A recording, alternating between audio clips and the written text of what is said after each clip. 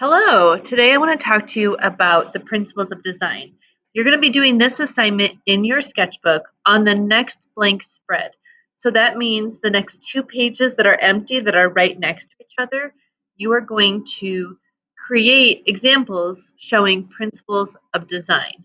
Now, elements of art, you just drew an example. We're going to do something a little bit different for the principles of design. And today, for your assignment, you're only going to do the first 5. There are 10 total. Now, I tell you to use the next blank spread, so that means it'll be at least 2 pages. If you go over that and need to use another page or 2, that is totally fine. All right, let's get started. So the principles of design are a bit different than the elements of art. The elements of art are kind of like if you were baking a cake. The elements of art are the ingredients of the cake. You know, the flour, the sugar, the milk, things like that. It's what you use to put together to make your art. Line, shape, color, texture, value, space, all those things come together. The principles of design are more like the instructions for your recipe on how to make cake. Okay? So when you're putting butter and sugar together, you're creaming them, and that's what the directions will say until it's fluffy and light. The principles of design are how you put the elements together to create your art. Not every piece of artwork will have every principle of design, but every piece of artwork will have some sort of use of at least one of these principles. So, for example, here are all our principles right here. Balance is really about how things are balanced, and you can show that using any of the elements. You might have 2 shapes that are showing balance, or 2 colors that are showing balance, things like that. So that is really important is for you to remember is that the principles of design, those are really about how you bring the elements of art together. So we're just going to talk about 5 of them today. There are 10 total. The first one is movement. Now, you can have a piece of art that sits completely still, but still shows movement. For example, if you look at on your slideshow, the S's, how they go off into the distance and get smaller, your eye naturally moves along that trail of S's. It's creating movement for the viewer.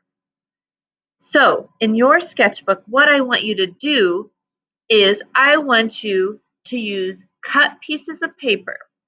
All right, so you have 2 pieces of paper that are different colors. It can be any 2 colors, it doesn't matter to me.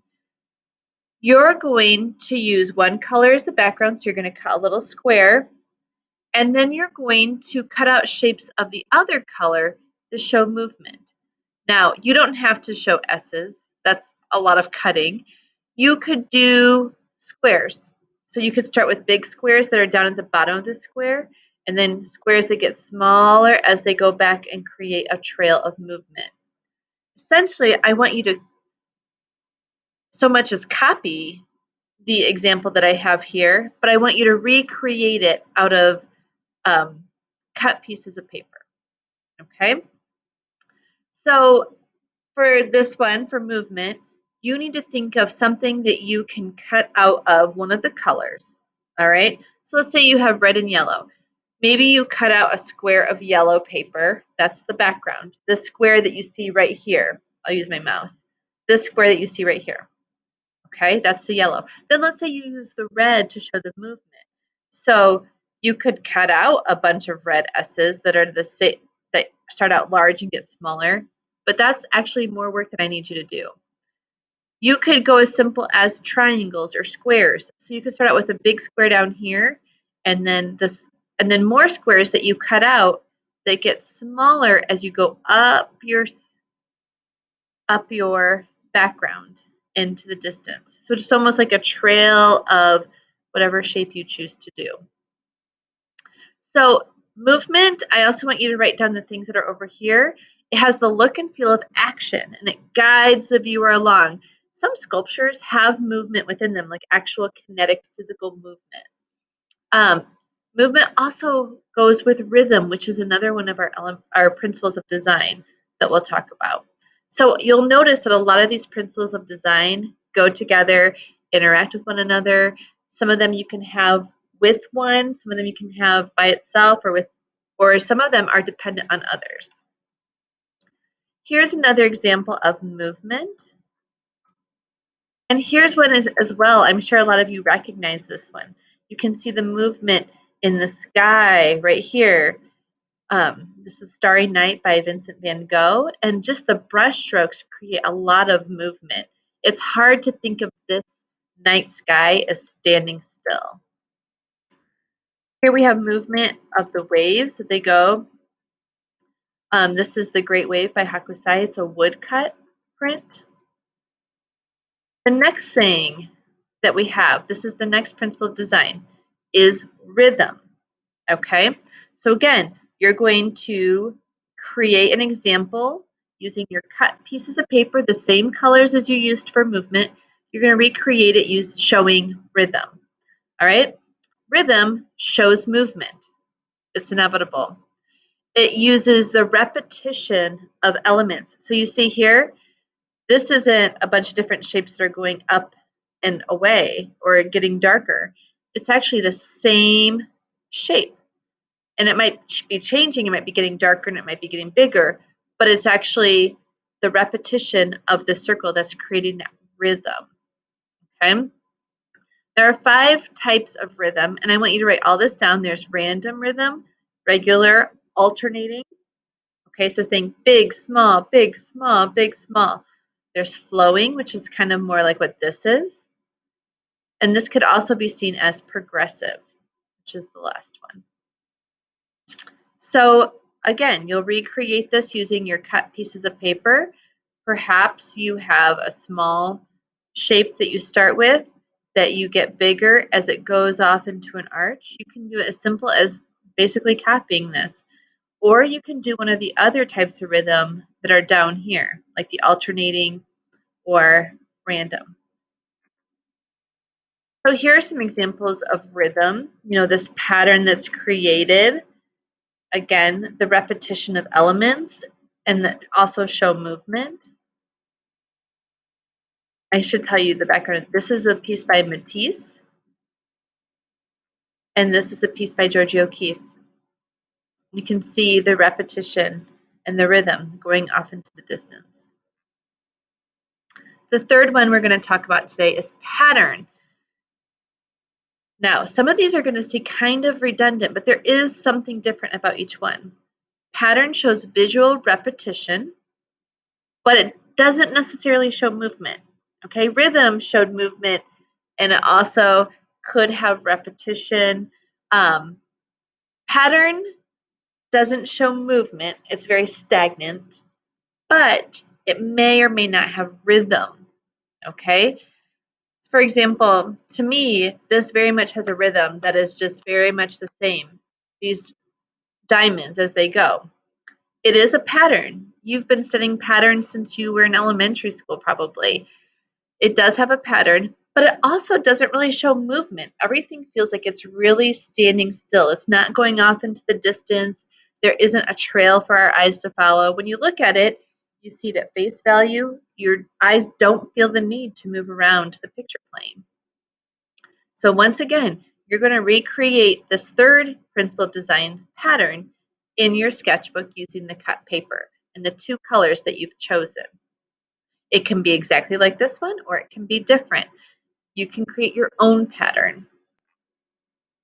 So here again are some patterns where we don't really see movement, but we definitely see some repetition. Here is pattern in the clothing. Pattern can be very predictable, but it isn't always predictable. Sometimes, like the pattern of this blanket that he has in The Kiss, that's the name of this painting, by Gustav Klimt, it's a definite pattern, even if it is a little bit irregular. Here's another example of pattern using shapes, letters, color. Okay, next we have contrast. This is the 4th one that I want you to recreate in your sketchbook using the cut pieces of paper. Contrast. What contrast does, the purpose of it is that it creates a focal point it gives us something really to focus on. It uses the differences in elements to show off that focal point. So in this example, we have the difference in value. Remember the element of art of value, the difference between black and white? We have very, very big difference in the black areas with the white areas, which definitely gives us a focal point. The other thing is, notice how we have these squares in contrast to the circles. So a contrast in shapes as well, and a contrast in space. So what might be seen as positive space down here could be seen as negative space down here, or vice versa. So here are some examples of contrast. Notice how there's a focal point that we definitely want to focus on. This is a contrast of colors. These are complementary colors. If you had Mr. Danner and studied color theory, you know they're on the opposite sides of the color wheel from one another. Here's a contrast in values. Our eyes automatically go over here to the diner. And this is a piece by Hopper, and it's a really famous piece that you have probably seen in books or even at the museum before. The contrast over here, the light versus the dark, it draws your eye right into that area of the painting. Okay, the last one we're going to talk about today is variety. Variety is difference and contrast. So it uses the principle of design of contrast, except that it doesn't necessarily give us a focal point. All right, you have two elements that are very different from each other, or more, you'll find out with variety. But it's hard to focus on anything with variety because there's such a huge variety of things. So once again, you're going to recreate this one in your sketchbook using your cut paper. Here's an example of variety. We've just got tons of shapes and elements. Now we have some things that are repeated, like the circles, but they're not repeated in any sort of pattern that makes sense to us or that is predictable. Here's variety of color. Again, variety could be, think of unpredictability, like you can't predict how it's going to end.